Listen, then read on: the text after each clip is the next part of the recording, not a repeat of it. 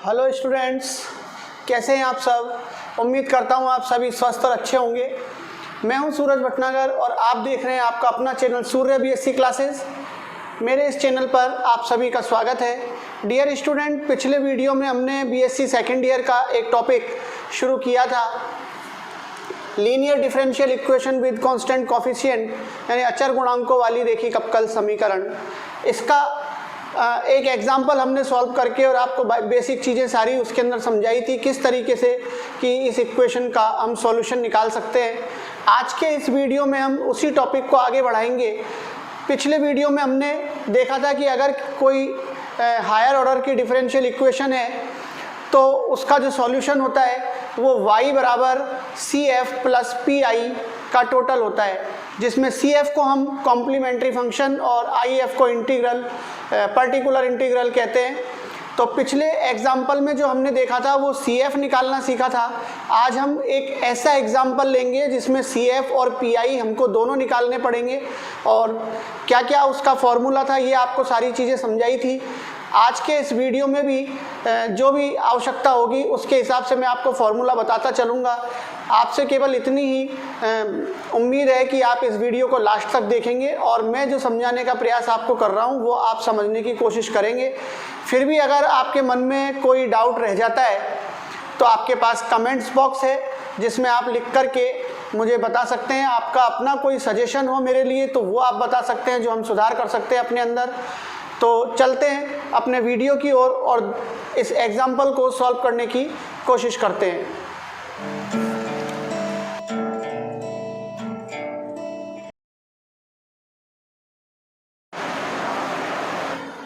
देखिए स्टूडेंट्स, इस वीडियो के अंदर हम ये क्वेश्चन लेकर आए हैं जिसको हमें सॉल्व करना है। ये लीनियर डिफरेंशियल इक्वेशन है हायर ऑर्डर में, हालांकि यहाँ पर 2 बार डिफरेंशिएशन हो रहा है। तो इस इक्वेशन को सॉल्व करने के लिए हमारे पास कुछ रूल्स हैं जो पिछले वीडियो में मैं आपको सभी बता चुका हूँ। अगर उसमें आपको कोई डाउट है तो आप उस वीडियो को देख सकते हैं, सारी बेसिक चीज़ें वहाँ पर बता दी हैं, उनको आप समझ सकते हैं। यहाँ पर हमको एक डिफरेंशियल ऑपरेटर के रूप में एक इक्वेशन दी हुई है जिसको सॉल्व करना है हमको।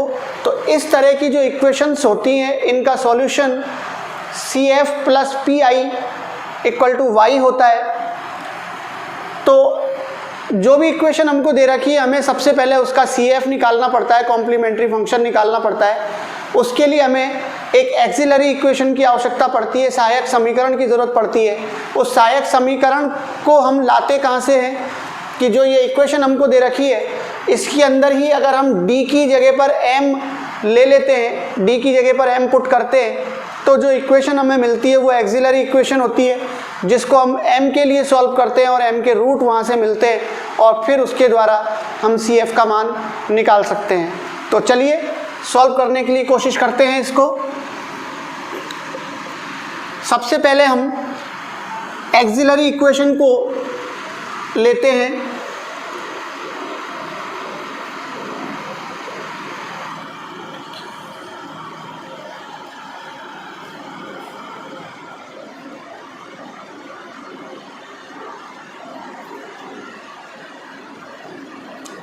एक्सिलरी इक्वेशन क्या हो जाएगी, d की जगह पर m पुट करना है।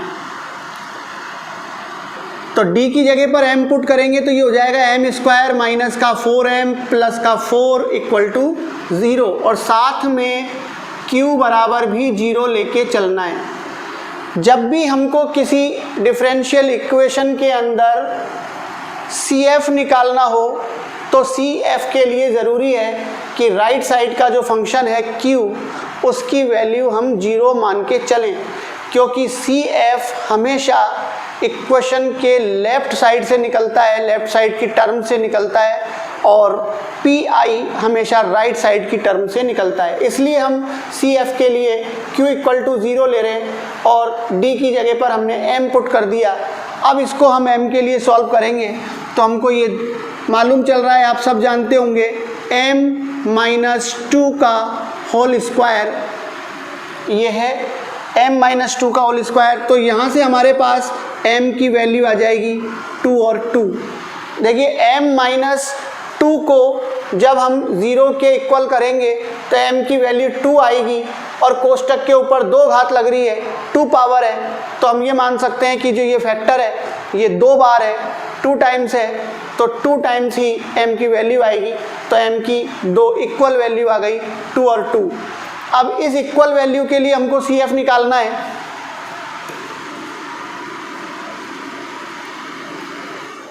तो CF निकालने का एक सीधा सा बेसिक फॉर्मूला है CE की पावर mx।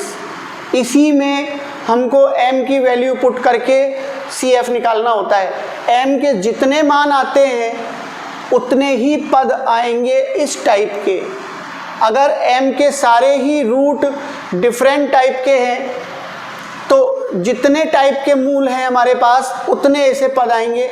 अगर मान लीजिए कि m के 2 या 3 रूट सेम आ जाते हैं तो उस स्थिति में जितने रूट सेम आते हैं उतने कांस्टेंट पद एक ही कोष्टक में उस हल के लिए लिखे जाते हैं। जैसे हमारे पास m के 2 मान एक जैसे आ गए, दोनों ही मान 2 और 2 हैं, 2 ही मान निकले और दोनों समान हैं, तो इसका मतलब इन दोनों के लिए 2 अचर पद एक साथ एक कोष्टक में आएंगे x का गुणा करते हुए, उत्तरोत्तर x की पावर से गुणा करते हुए।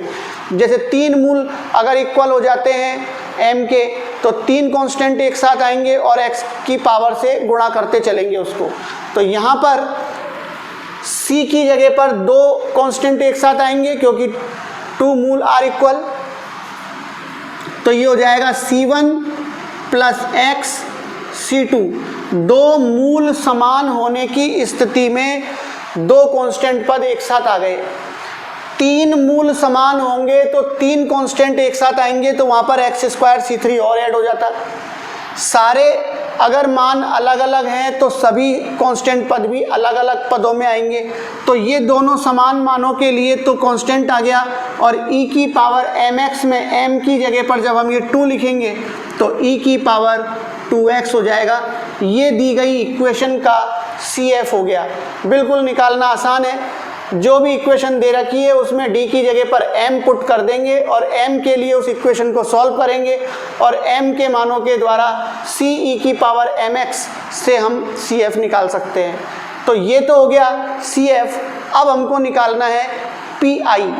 PI निकालने के लिए राइट साइड में जो हमारे पास फंक्शन होगा x का, उसके अकॉर्डिंग जो फॉर्मूला है, जो भी दिए हुए फॉर्मूले हैं वो निकालेंगे। पिछले वीडियो में हमने एक एक्सपोनेंशियल फंक्शन का PI निकाल करके देखा था। अब इसमें एक्सपोनेंशियल फंक्शन भी है तो ये तो वही पुराने नियम से होगा जो आपको बता रखा है। ट्रिग्नोमेट्रिकल फंक्शन और इसके अंदर एक ऐड हो गया तो दोनों के PI हम एक साथ निकालते चलेंगे। ट्रिग्नोमेट्रिकल फंक्शन में क्या होता है वो अभी हम क्वेश्चन को सॉल्व करते समय आपको बताते हैं। अब देखिए PI इक्वल टू सीधा सा फॉर्मूला 1/FD और इंटू Q। ये PI का फॉर्मूला है 1/FD इंटू Q। FD का मतलब क्या है यहाँ पर?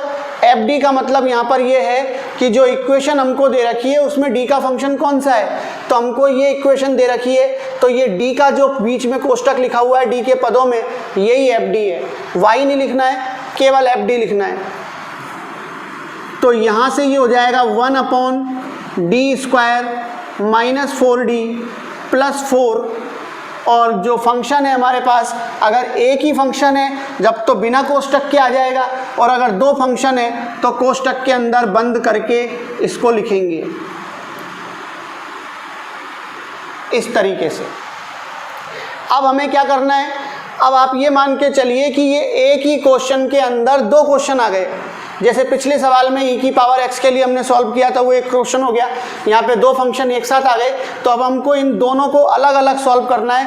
तो ये जो FD का फंक्शन है वो दोनों के साथ अंदर इनटू कर देते हैं तो ये 2 प्रश्नों में चेंज हो जाएगा और दोनों में अलग अलग जो भी नियम लगेंगे उनके द्वारा हम उसको सॉल्व करेंगे। चलिए PI इक्वल टू 1/। अब देखिए यहाँ पर एक चीज़ हमको और ध्यान रखनी है, एक्सपोनेंशियल फंक्शन का जो रूल्स है पीआई निकालने का, वो होता है डी की जगह पर ए रखना है, डी की जगह पर ए रखना है। तो इसका मतलब एक्सपोनेंशियल फंक्शन के साथ जो एफ डी वाला फलन आना है वो डी के पदों में होना चाहिए। अभी यहाँ देखिए आप डी स्क्वायर के पदों में है, तो डी स्क्वायर के पदों में है तो इसको डी में चेंज करो, तो ये डी माइनस 2 का होल स्क्वायर बन जाएगा। तो इसका मतलब डी के पदों में आ जाएगा। तो जब भी एक्सपोनेंशियल फंक्शन के लिए हमको पीआई निकालना हो तो एफ डी को डी के पदों में रिप्रेजेंट करेंगे।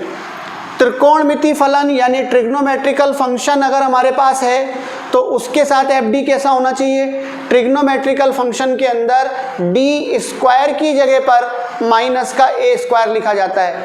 तो ट्रिग्नोमेट्रिकल फंक्शन के साथ जो एफ डी होगा वो डी स्क्वायर के पदों में होना चाहिए। जो ये डी स्क्वायर के पदों में है इसको ऐसा का ऐसा ही sin 2x के साथ रखेंगे और इसका फैक्टर करके e की पावर 2x के साथ रखेंगे ताकि मान रखने में आसानी रहे।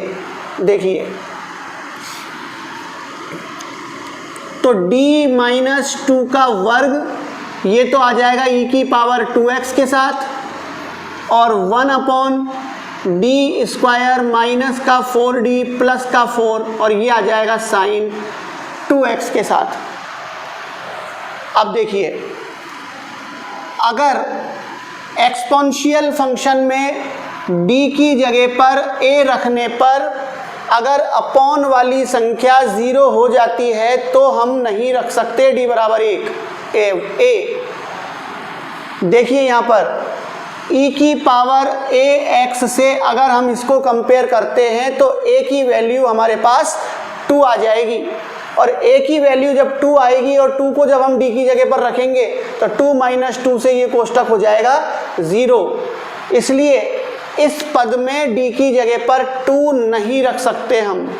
तो नहीं रख सकते हैं तो उसके लिए एक फॉर्मूला और बता रखा है ये वाला, तो 1 अपॉन डी माइनस ए की पावर n और e की पावर ax अगर इस टाइप का हो जाता है फलन तो जो इसका फॉर्मूला है वो है x की power n upon factorial n और e की पावर ax, ये फॉर्मूला है। यानी अगर d माइनस ए की पावर n और e की पावर ax है तो हमको n देखना है कि n की जगह पर क्या है, वही संख्या x की पावर पर आएगी और फैक्टोरियल पर आ जाएगी। ऐसा कब करना है? जब d की जगह पर a रखने से एफ डी 0 हो जाए। तो यहाँ पर d की जगह पर 2 रखने से ये 0 हो रहा है, इसलिए इसमें हम ये वाला मान नहीं रख सकते हैं। और इसको जब हमने इससे तुलना करी तो n की जगह पर हमारे यहाँ पर 2 आ गया, तो जो फिर इसका पीआई होगा वो होगा x की पावर n, n का मान 2 और बराबर फैक्टोरियल n यानी फैक्टोरियल 2। तो इसका हो गया x की पावर 2 और अपॉन फैक्टोरियल 2 और e की पावर 2x। ये पहले फलन से पीआई का मान आ गया। अब सेकंड में देखिए, सेकंड वाली टर्म के अंदर हमको डी स्क्वायर की जगह पर माइनस का ए स्क्वायर रखना है। डी स्क्वायर की जगह पर माइनस का ए स्क्वायर। तो अब ये जो फंक्शन यहाँ पे दिया हुआ है इसको देखेंगे हम साइन ए एक्स से। एक्स का जो गुणांक होगा वो होगा ए, तो यहाँ पर x का गुणांक है 2 यानी a की वैल्यू हो गई 2। अब हमको यहाँ पर a की वैल्यू 2 रखेंगे तो ये हो जाएगा 2 का वर्ग 4 यानी डी स्क्वायर इक्वल टू -4। तो डी स्क्वायर इक्वल टू -4 इसके अंदर हम लिख सकते हैं क्योंकि लिखने से नीचे का पद 0 नहीं होगा। अगर ये भी 0 हो जाता तो फिर उसके लिए फॉर्मूला है x की पावर n माइनस 1 की power n upon factorial n और 2a की पावर n। इस फॉर्मूले के द्वारा हम फिर इसको आगे सॉल्व करते। अभी फिलहाल डी स्क्वायर की जगह पर माइनस का ए स्क्वायर यानी डी स्क्वायर की जगह पर माइनस का 4 हम रख सकते हैं। तो ये लिख दिया हमने 1 अपॉन डी स्क्वायर की जगह पर माइनस का 4d प्लस का 4 और साइन 2x। हमने लिखा है डी स्क्वायर इक्वल टू -4। अब इसको सॉल्व कर लेते हैं। तो ये हो गया x की पावर 2 e की पावर 2x और फैक्टोरियल 2 का मान 2 यानी कि 1/2 प्लस इसमें देखेंगे तो माइनस का 4 और प्लस का 4 आपस में कैंसिल हो गया, 1/-4d रह जाता है। तो वो जो माइनस का साइन है उससे ये माइनस हो जाएगा और 1/4d और साइन 2x ये हमारे पास बच गया। अब देखिए साइन 2x का काम तब तक खत्म नहीं होगा जब तक d के पद खत्म नहीं होंगे। अब यहाँ पर अपॉन में d हो या ऊपर d हो, त्रिकोणमितीय फलन के अंदर हमेशा d स्क्वायर की जगह पर ही हम a स्क्वायर का मान रख सकते हैं, d की जगह पर नहीं। तो या तो इसको d स्क्वायर में चेंज करें हम, d से मान लो ऊपर और नीचे गुणा कर देते हैं तो नीचे d स्क्वायर हो जाएगा, तो d स्क्वायर की जगह पर वापस से -4 लिख के इसको सॉल्व कर सकते हैं, या फिर 1/d का मतलब होता है इंटीग्रेशन। केवल d का मतलब कहीं पर d लिख रहा है तो इसका मतलब जैसे d sin 2x लिख रहा है तो इसका मतलब है sin 2x का differentiation with respect to x। और अगर मान लीजिए कि 1/d लिख रहा है तो integration with respect to x sin 2x का, तो 1/d का इंटीग्रेशन हो गया मतलब, तो sin 2x का इंटीग्रेशन करेंगे तो वो 1/d वहाँ से कैंसिल हो जाएगा। तो sin 2x का इंटीग्रेशन -cos 2x और 2x का डिफरेंशिएशन 2 जिससे डिवाइड होगा तो 1/2, यानी इसका जो इंटीग्रेशन होगा पहला पद तो एज इट इज आ गया -1/4 और 1/d sin 2x का मतलब हो गया -cos 2x और /2। sin 2x का इंटीग्रेशन -cos 2x और 2x का डिफरेंशिएशन 2 से डिवाइड किया। इसको एक बार फिर से हम सॉल्व करके लिख सकते हैं 1/2 x स्क्वायर e की पावर 2x प्लस हो जाएगा sine minus into minus 1/4 into 2 यानी 8 हो गया और cos 2x। ये हमने इक्वेशन नंबर 2 मान ली। अब हमको जो इक्वेशन दे रखी थी क्वेश्चन में उसका हमको कंप्लीट सॉल्यूशन निकालना है और कंप्लीट सॉल्यूशन होता है y = CF + PI। तो हमारे पास CF भी आ गया, हमने PI भी निकाल लिया। अब दोनों को केवल ऐड करना है और ऐड करने से दी गई इक्वेशन का कंप्लीट सॉल्यूशन हमको मिल जाएगा।